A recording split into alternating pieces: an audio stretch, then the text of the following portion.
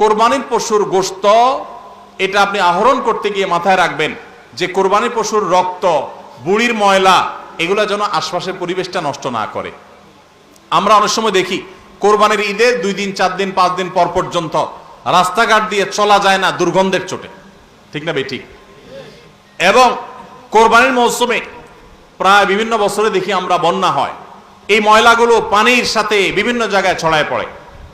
বিশেষ করে আমাদের বাইরে আশেপাশে রাস্তাঘাট দিয়ে পথচারীরা যখন চলে, আপনার কোরবানির পশুর দুর্গন্ধ, এটার ময়লা, রক্ত এগুলো যদি আশপাশে পরিবেশ নষ্ট করে, মানুষের নাক ধরে, মানুষ অসুস্থ হয়, নানা রকমের রোগ তৈরি হয়, এখান থেকে নানা রকম রোগবালাই ছড়ায় এবং মানুষের কষ্টের কারণ হয়, তাহলে কোরবানি দিয়ে আপনি সওয়াবের পরিবর্তে গুনাহ হওয়ার আশঙ্কা আছে।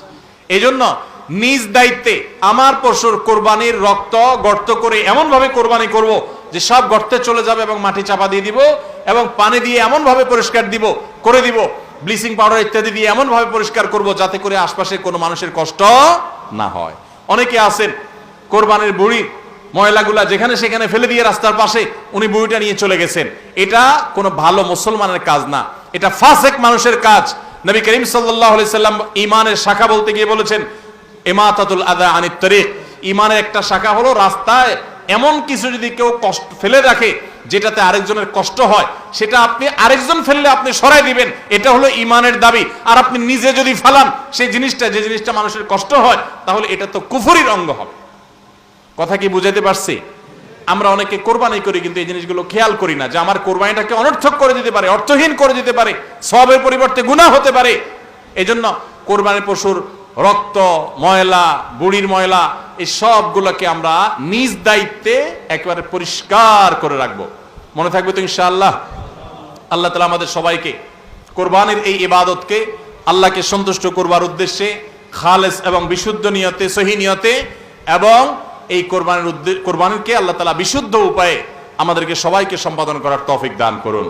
আমাদের কোরবানির পশুর রক্ত বা পশুর কোনো কিছু দুর্গন্ধ বা কোনো কিছু, কোনো ময়লা যেন পরিবেশকে দূষিত না করে, মানুষের কষ্টের যেন কারণ না হয়। আল্লাহ তাআলা আমাদের সবাইকে সে বিষয়গুলোকে মেনে চলার তৌফিক দান করুন। কে কত ভালো কোরবানি করলেন, কে কত ভালো মুসলমান, দায়িত্বশীল মুসলমান, এটা বোঝা যাবে কোরবানির পর পশু যেখানে কোরবানি করেছেন আশেপাশে কোনো জায়গায় কতটা পরিষ্কার আছে না আছে এটার উপরে। এটা হলো মিটার, এটা দিয়ে মাপা যাবে যে আপনি মুসলমান, ইসলাম কতটা বুঝছেন। শুধুমাত্র জবাই করলেন আর গোশত খাইলেন ইবাদত হয়ে গেল, এত সোজা না। আল মুসলিমু মান সালিম আল মুসলিমুনা মিন লিসানিহি ওয়া ইয়াদিহি, যার হাত মুখ দ্বারা অন্য মুসলমান নিরাপদ থাকে সেই মুসলমান। আপনার জবাই করা পশুর রক্ত, এটার গন্ধ কয়দিন পরে ছড়াচ্ছে, শুকায় রক্ত গন্ধ বাইর হয়েছে, ময়লা আছে সেগুলো গন্ধ বাইর হয়েছে, তা অন্য মানুষের কষ্ট হচ্ছে, আপনি মুসলমান হতে পারলেন না, আপনার এটা ইবাদত হলো না। এই জন্য এই একটা বিষয় মনে হতে পারে ছোট্ট বিষয়, এই ছোট্ট বিষয়টাই কিন্তু আমাদের ইবাদতকে নষ্ট করে দিতে পারে। আমরা সবাই খেয়াল করবো তো ইনশাআল্লাহ? আল্লাহ তাআলা আমাদের সবাইকে আমল করার তৌফিক দান করুন। জাযাকুমুল্লাহ খাইর।